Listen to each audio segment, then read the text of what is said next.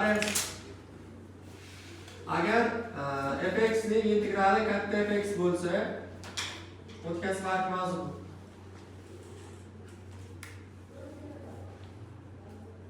f(x) integrali toping.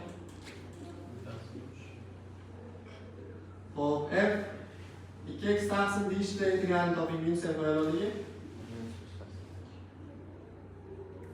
4 f 3x minus 6 integralni toping. Qanaqa topamiz qaraymiz. Kichkina funksiyani boshlanish funksiyasi katta funksiya bo'lsa, argument qanaqa bo'lsa shunday qo'shib o'tkazadi. Faqat oldidagi kasb xoli bo'lishi kerak. Hozir f 3x integrali katta f 3x bo'ladi. Faqat bitta narsa esda chiqmasi kerak. Ma'lumda hosillangan paytda murakkab funksiya hosilasligi uchun mana bu ichkaridan hosila nima kelib chiqadigi? 3 mi? Yo'q. Buni hosilasi nima do'st? Oldiga 3 ko'payib chiqadi. Hozir ma'lumda hech narsa yo'qligi uchun biz o'sha 3 ni yo'qotishimiz kerak. Hozir hosillangan paytda 3 oldiga sakrab chiqadi. O'sha 3 ni yo'qotib olish uchun, ya'ni 1 kasini keltirish uchun bir taqsim 3 kerak bo'ladi sizlarga. Haqiqatan hosil ko'radi mana bunda nima bo'ladi? Buni hosilasi ko'paygan, buni hosilasi nima? 3 mi? 3/8.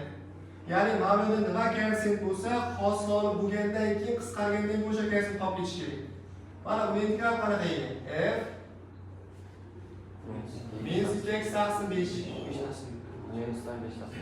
Ya'ni mana bu teskarini chiqarib qo'ysa, qisqarishiga vaziyat yaratib berish kerak. Endi har doimgi sevdi qo'shib ketsa bo'ladi.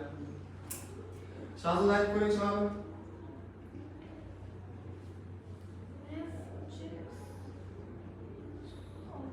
Aha. Oldiga emasmi? To'rtta misol o'zini ekan bu. Bundan nima kelib chiqa oldiga? Bir taqsim nima uchun? Chunki buni xossasi olgan paytda 3 ortiqcha bo'lib qola oldiga. O'sha 3 ni qisqartirib olish uchun bir taqsim kerak bo'ladi bizga. Ya'ni olddan kelsin, qardosh teskalardan chiqadigan.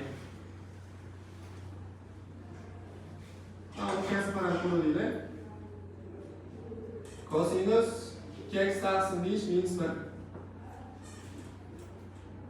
Kosinus integral sinus nima argument bo'lsa o'sha argumentni qazaymiz. Hali murakkab emas, juda murakkab emas. Hozir tepada qo'yib tushadi.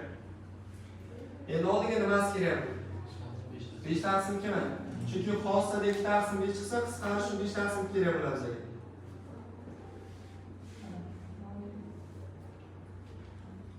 Xo'p, bir taqsim 4x minus 1 dx. Bu aynan o'tadi. Mana. Oldiga nima kerak bo'ladi? Bir taqsim to'pmi? O'ylaydi, mana hosil olsam nima chiqadi? Qisqartirish uchun nima kerak? Nimadir koeffitsient chiqsa, o'shani teskarisi o'zida qisqarib ketadi.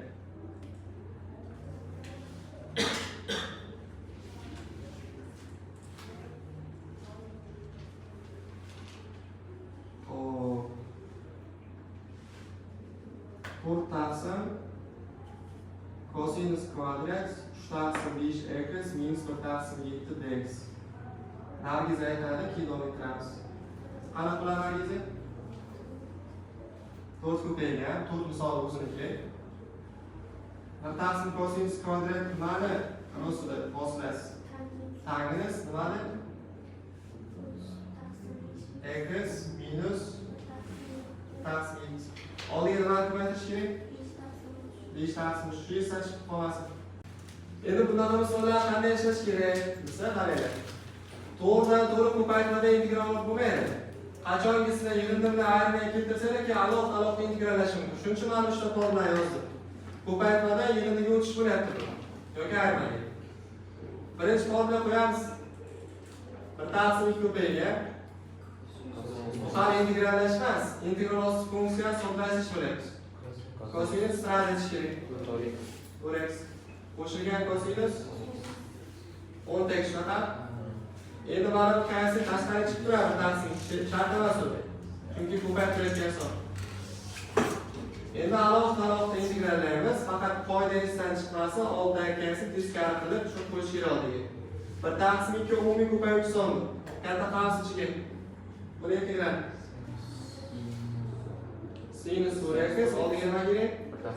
Taqsim 4. Plus buni integral. Sinus 10x oldiga plus keyin ko'paytirib qo'yaverasiz. A sinus kelsa ham shu, aralash kelsa ham shu, mana bu ishlaydi. Tushunarli?